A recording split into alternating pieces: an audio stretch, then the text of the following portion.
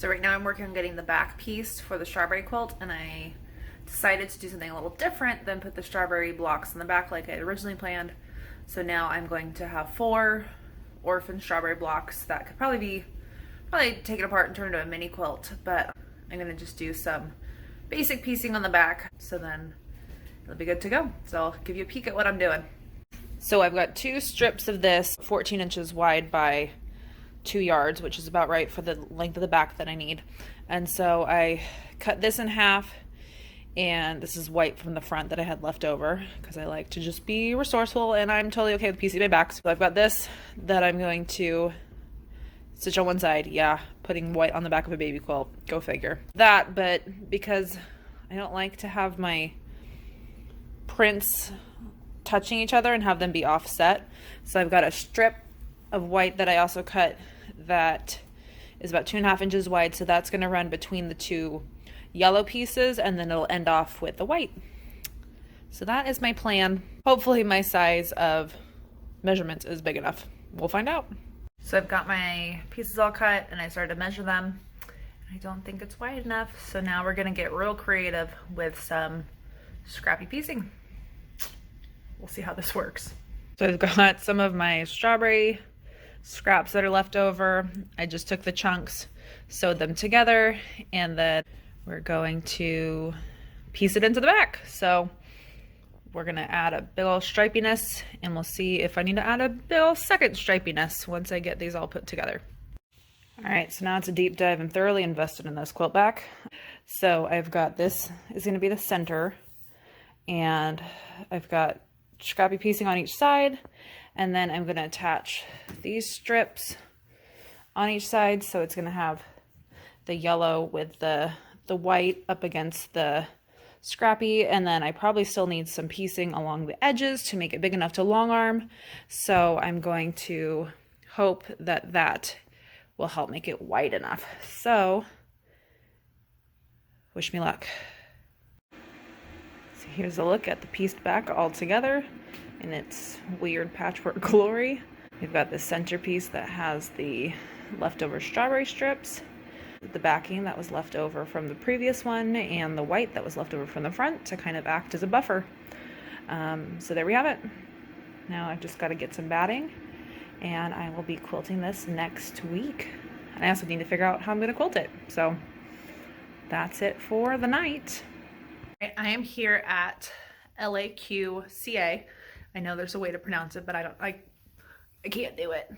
This is the gamble that I rent from. So before I was working at Cali Quilt Co., I was renting this machine, this gamble, from Genevieve, who I happened to know when I did the last rental program at Meisner's. So I like to come and visit the gamble every so often. So I'm gonna be doing my strawberry quilt today on the gamble, and this one is not computerized.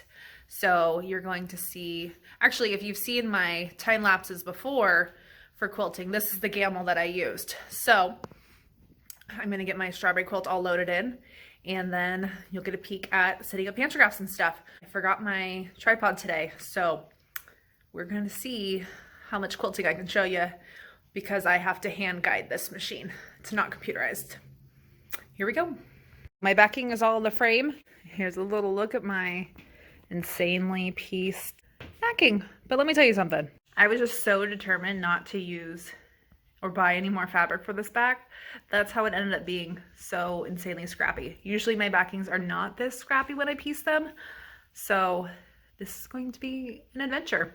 So I've got my backing on. I'm about to get my batting all laid out. I know I need to trim it down, and then we're gonna get the top all basted in. All right, so here's where we're at. So I've got my pantograph all laid out here on the back, because I'm gonna trace it with this little laser guy here. I marked off my edges.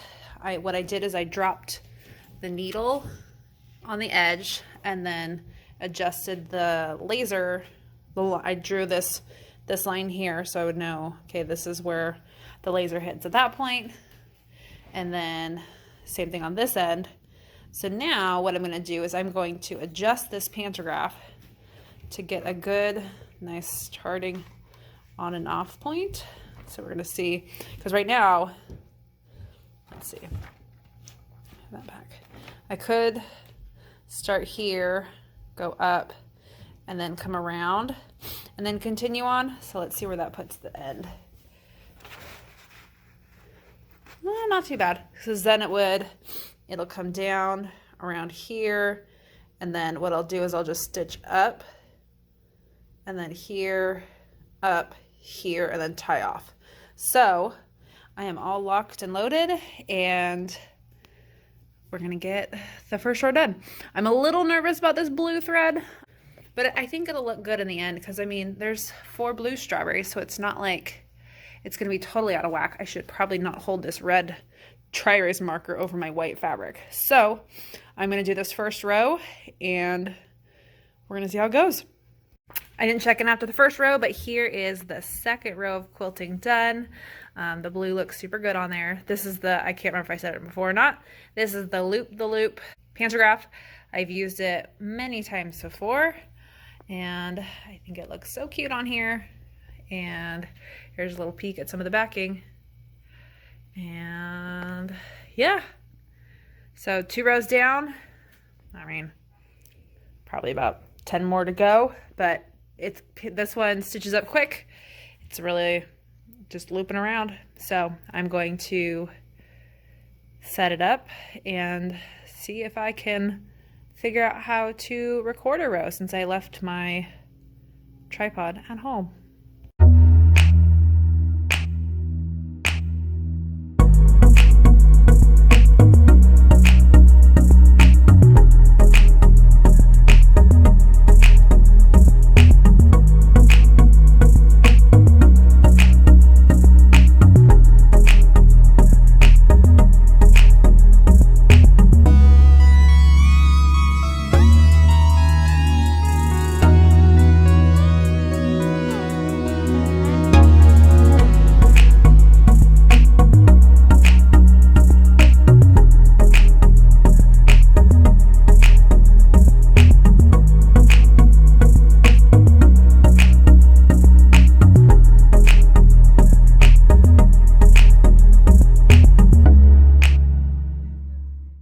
We are at a pausing point because I ran out of bobbin.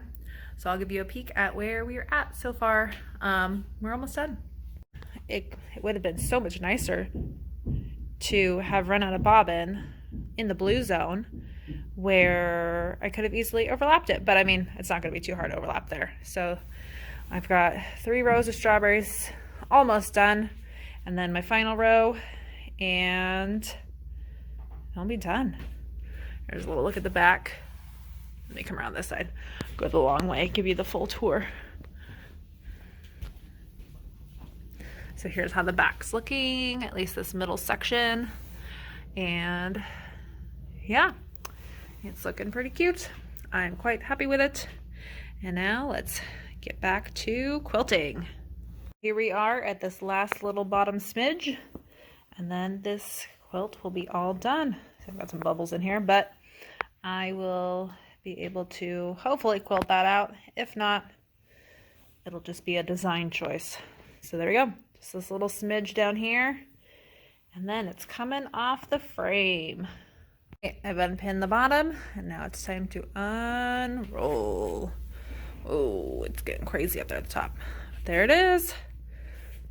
I don't want to completely throw it on the floor just yet. So I'm going to unpin the top, flip this over, get a little look at that back, and I'll unpin the top, and then I'll lay it on the floor so you can see it all.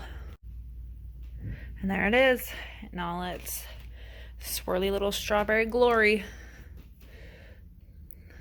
So now I've just got to figure out what I'm going to bind it with. I'm thinking green would be a nice little pop, but I don't know. I guess we'll have to see what of the scraps I can have the most of to see it come together. All right, so here we are. It's Wednesday evening. Yesterday we did all the quilting. My dinner is getting ready in the oven, and so I'm going to get my binding all prepped and ready to go. So I'm going to do a scrappy green binding because it turns out I probably have enough scraps to do it. So I'll give you a peek at my binding scraps. So here I've got 4 different greens. So I've got the hearts that was in there a little bit. It's from the original quilt. I've got 2 different grunges, and this one, I think I've got a little bit of Kona, but not a whole lot. I think it'll be cuter if the binding is this stuff. So I think I can get 3 strips out of each one of these, probably 1 or 2 strips out of this one. These aren't full width of fabric, but I think it'll make it. If not, I'm gonna find some other colors to piece in there. I've got some Orfil thread that matches quite well. I think this is actually what I quilted the last one with. I've got the quilt and I've got the scrappy binding. So now let's get this done. I'm gonna just like snap my fingers and then it would be there. All right, so the binding is attached and now we are on to the top stitching. So I've got my stiletto in hand and we are going to whip this binding into shape. So here we go. Binding is complete. Now all I need to do is sew on my quilt tag. I'm going to do one of my old tags and see about, because I feel like it matches the quilt as well as it'll match what the big sister one has. So then there'll be twinsies, even twinsier. But I've got a ton of these old quilt tags that I can still make my way through. It's not gonna focus in. Make my way through and then keep going with my Pudge Cat ones. So here we go. Can you see how bent this poor needle is? Like, it's got a serious bend in it, and it's the only one I can ever find. So it does me well. Stay strong, bendy needle. And there we are. And this quilt is done. So it's Wednesday, and I've finished it with a day to spare. I will recap it a little bit later once I get everything all situated and everything ready to go, get all the pictures taken, and we'll get on to the next one. Here we are wrapping up the strawberry quilt. Got it right here next to me. Here's a peek at the back and then a little peek at the front. So, things that we learned from this quilt. My procrastination still was going strong. I gave myself 3 weeks to do it and I still finished it just days before my next one needs to start. So I think that in part had to do with, one, my long arm scheduling date. Had I scheduled it out beforehand, I would have had to push myself to get it done versus getting it done and then scheduling my date to long arm rent. So that was on Tuesday. So in a way, it's not all on me. I did have the top done in a week ahead of time. So that's all done. I've also still got my strip of 4 remaining strawberries that I ended up not using in the back.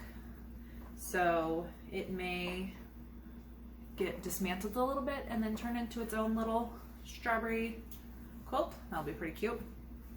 So now it's on to the fun part of showing you the finished pictures and wrapping things up and getting on to the next project.